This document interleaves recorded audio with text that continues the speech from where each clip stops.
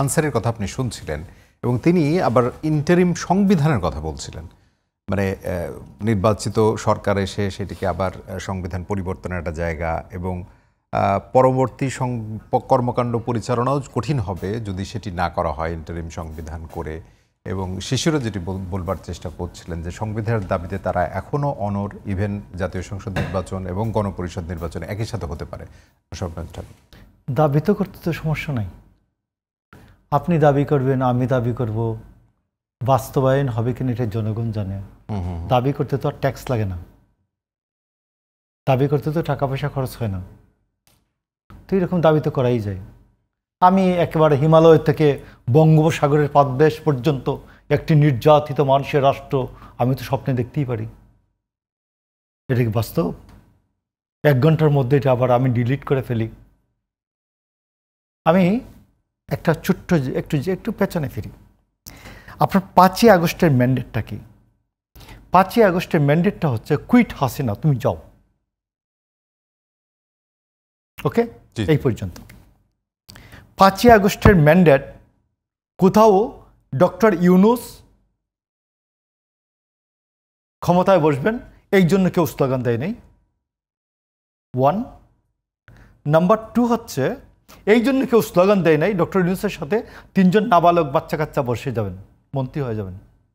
প্রত্যেকটা মন্ত্রণালয়ে, যেমন রেলওয়েতে অ্যাডিশনাল সেক্রেটারির উপরে এবং সেক্রেটারির নিচে মন্ত্রীর সাথে 3 জন উপদেষ্টা বসিয়ে দেবেন, রেল বন্ধ হয়ে যাবে।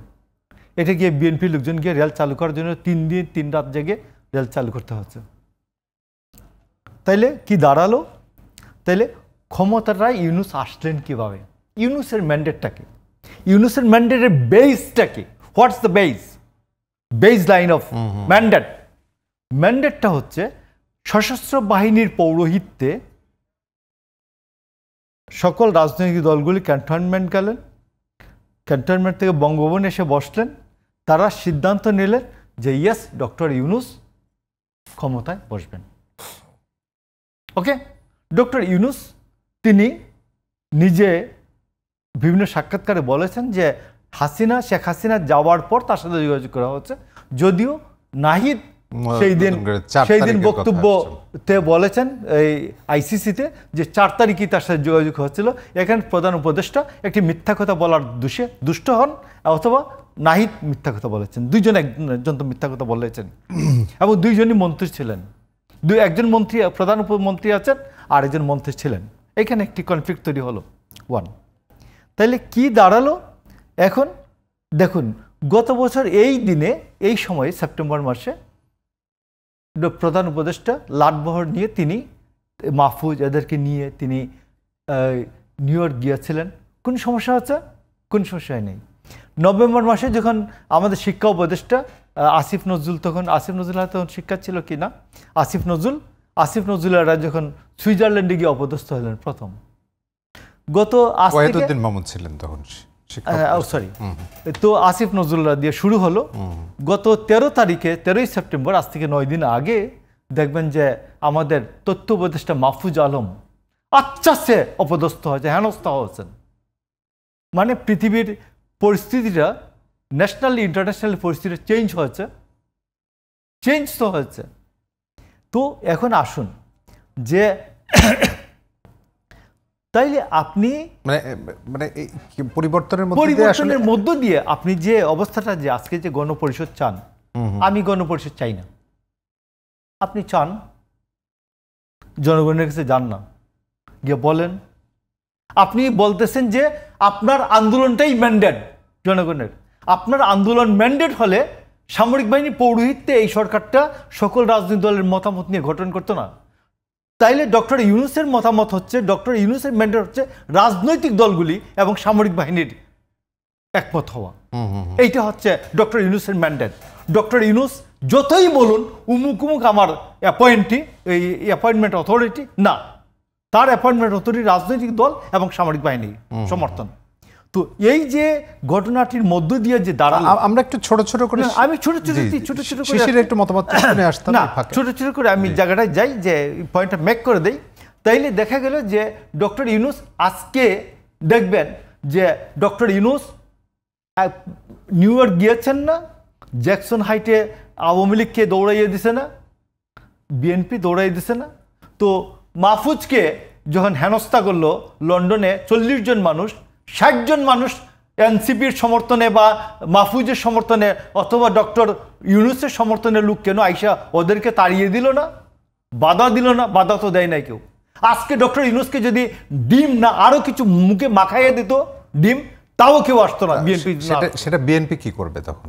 বিএনপি করেছে, এরকম ঘটনা হলে বিএনপি করেছে তো, মহাসচিব বিএনপির মহাসচিব ছিলেন বলেই করেছে ডক্টর। মানে সেই কারণে এবার কি সারা পৃথিবীতে দেখা গেল ডক্টর ইউনূসের সমর্থনের কোনো লোকজন নাই বাঙালির মধ্যে, বাংলাদেশি মানুষের মধ্যে। তো বিএনপির আছে। তো বিএনপি মামার বাড়ির আবদার কেউ বলতে থাকুক, বাংলাদেশে বিএনপির এই দায়িত্ব বিএনপির নিতে হবে কেন? মানে এই দায়িত্ব তো বিএনপির নাই। মানে আমি সব এভাবে বলতে চাই না, তারপর উনি যেটি বলছিলেন যে মামা বাড়ির আবদার কেউ করতেই পারে, সেটি আসলে জনগণ আমলে নেবে কিনা। এবং উনি বলছিলেন যে উপদেষ্টারা সেই সময় যে গ্রহণযোগ্যতাটা ছিল, মানে ছাত্র থেকে যারা এসেছিলেন, এখন সেই গ্রহণযোগ্যতার জায়গাটা নেই। মানে তার মানে জনগণের কাছে অবস্থানটা আসলে কি? প্রথমত হচ্ছে উনি যেটা বললেন যে আজকে নিউ ইয়র্কে যে বিক্ষোভ বা প্রধান উপদেষ্টার, এখানে আসলে বিএনপি অবশ্যই পার্টিসিপেশন আছে, কিন্তু অন্যান্য দলগুলো পার্টিসিপেশন নাই।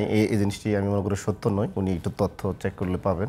আর যে জিনিসটি বলা হচ্ছে পার্টিসিপেশন মানে প্রতিবাদের জায়গা, প্রতিবাদের জায়গা, এখানে বাংলাদেশের অনেক লোকে আছে যারা হচ্ছে রাজনীতি করে না, তারপরে তারা ডক্টর ইউনূসের পক্ষে ডেমনস্ট্রেশন করতেছে, এবং অন্যান্য দলগুলো এখানে পার্টিসিপেশন করেছে। শুধু বিএনপি করেছে এটা পুরোপুরি সত্য না। আর উনি যে একটা কথা বললেন যে এখানে পলিটিক্যাল পার্টি আর হচ্ছে সেনাবাহিনী মিলে হচ্ছে ডক্টর ইউনূস গভর্নমেন্টের ম্যান্ডেট, এটি একটি ভয়ঙ্কর কথাবার্তা। কিন্তু এটা কত বেশি ভয়ঙ্কর আমি আপনার বলি, এটা আমাদের শহীদের রক্তের সাথে কিন্তু অবমাননা, এবং এগুলো আমাদের কলেজায় খুবই আঘাত করে এই শব্দগুলো। যে আমরা হচ্ছে মানে সেনা চাউনি হচ্ছে এই গভর্নমেন্টের ম্যান্ডেট। আপনি কি বিশ্বাস করেন এই যে আমাদের মানে 1400 মানুষকে খুন করা হয়েছে, এগুলো কি শুধু আওয়ামী লীগের লোকজন খুন করেছে? এগুলো বিভিন্ন বাহিনীর লোকজন গুলি করে নাই? তারাই কি আমাদের ম্যান্ডেট? 2014 সালে কি এই বাহিনীর মাধ্যমে নির্বাচন করে নাই? 18 সালে ভোট কারচুপি করে নাই এই বাহিনীর মাধ্যমে? 24 সালে ইলেকশন মানে করে নাই এই বাহিনীর মাধ্যমে? এই বাহিনী কখনো আমাদের ম্যান্ডেট দিতে পারছে? এই সরকারের ম্যান্ডেট টোটালি হচ্ছে আমাদের রক্ত, আমাদের শহীদের রক্ত। কখনোই এই কোনো বাহিনী আমাদেরকে ম্যান্ডেট দেয় না। কিভাবে দেয় না আমি আপনার বলি। খুবই স্পর্ধা, মানে এগুলো এত বেশি স্পর্ধা এগুলো বলার। আপনি কি আমরা জীবন না দিলে বাহিনীগুলো কোনো পলিটিক্যাল পার্টিকে ডাকতো? এক কাপ চা খাইতে পারছে বিগত 15 বছর? বেগম জিয়াকে চিকিৎসার জন্য কত আবেদন করছে, অ্যাপ্রুভ হয়েছে? এই বাহিনীগুলো পারছে বেগম জিয়ার চিকিৎসার ব্যবস্থা করতে, কোনো দুতিয়ালি করতে, একটা ইলেকশন করে দিতে? সব দলের অংশগ্রহণ নেই? পারে নাই। কেন পারে নাই? কারণ কেউ এখানে জীবন দেয় নাই। জীবন দেয় নাই বিদেই এখানে যখন 2000 ছাত্র জনতা জীবন দিল, জীবনদারের মধ্যে তো আসলে ডাকতে শুধু বাহিনী ম্যান্ডেট, তাহলে তো আমাদের তো বিপ্লবকে এখানে অবমাননা করা হচ্ছে, শহীদের রক্তকে অবমাননা করা হচ্ছে। এগুলো কোন ধরনের কথাবার্তা? এখনো তো 1 বছরও হয় নাই, এখনই আমরা সব ভুলে গেলাম। এগুলো তো টোটালি এখন আওয়ামী বয়ানের মতো হচ্ছে। কিছুদিন পরে বলবো যে দেশে বিপ্লবে হয় নাই, 5 আগস্টে হয় নাই, এ সরকারের ম্যান্ডেট নাই, একদম আওয়ামী লীগের বয়ানের মতো তো সবকিছু শুরু হচ্ছে। এগুলো বাংলাদেশের মানুষ আসলে চিন্তা জগতে বিপ্লব ঘটে গেছে।